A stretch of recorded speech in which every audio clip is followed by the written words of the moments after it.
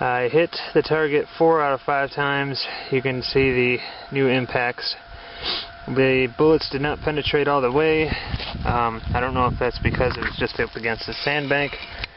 There are some rocks back there, but you know, it's pretty substantial penetration either way. But it did not go all the way through like the 7.7 Arasaka or the 8mm Mauser. The 8mm Mauser was full metal jacket. Arasaka was soft points. Basically hunting ammo, 130 grain soft points, and these were about 150 grain soft points. I would think that the 30-06 would have a little more power, but once again, I don't know. The angle iron chunk, I ended up shooting that off of there. Kind of broke off today, so if it was hanging up in the air, it might have been a little different, but those are the results.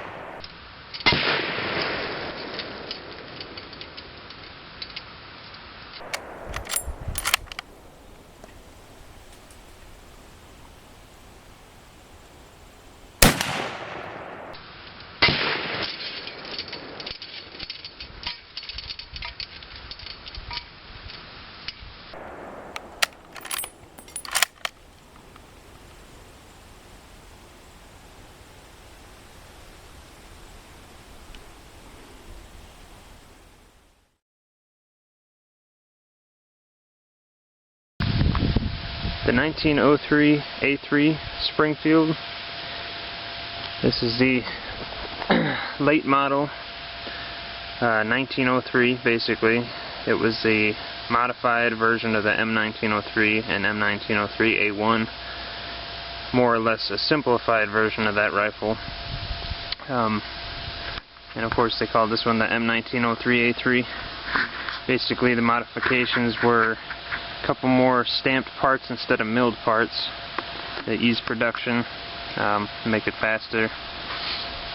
And the stock was redesigned, so it required less, I guess, finishing and less,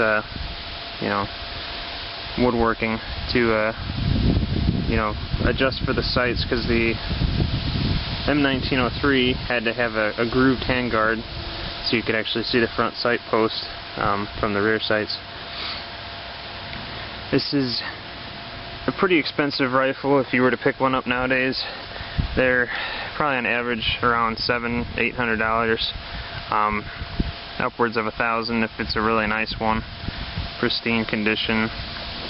Otherwise, you can probably find them as cheap as around $500 or so. I mean, that's getting pretty cheap. Most of those are probably pretty beat, or previous sporterized rifles. Otherwise, these are very accurate rifles. They were simplified to ease, to speed production. The sights are the main difference between this rifle and the original M1903 and M1903A1. The sights are aperture peep sight in the rear instead of the, I don't know if you'd call it the ladder sight or whatever that had the increments on there. It had a little notch to look through.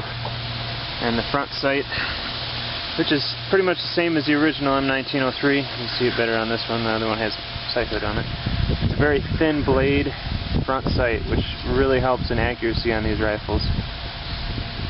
One of the reasons I think this is my absolute favorite rifle. Pretty much of all the military surplus rifles I own, this is my favorite. For a bolt gun in particular, this is my absolute favorite. But these rifles were made by Remington. Remington made a lot of them. Smith Corona also made some of these rifles. And I'm not quite sure if there was another manufacturer or not. But absolutely awesome rifles. The M1 Garand bayonet, same bayonet lug and situation on the M1903s, so they'll fit just fine. Just as with any other World War II military rifle, except for the M1 carbine. But yeah, the original 1903 Springfield bayonets will also fit these because they all have the same bayonet lugs. But these are both Remington 03A3s. Both of them were 1943. This nice one here is in January 1943. That one was manufactured. And this one I think was made in April. I think the date was 4/43. So this one was made in April of 1943. Has a darker wood stock. It's seen a lot more action than this one has. This one actually is probably probably seen some combat. It is in very nice condition. Otherwise, the bore is in really good shape. The stock isn't perfect, but most military surplus rifles aren't. This one is in pristine condition.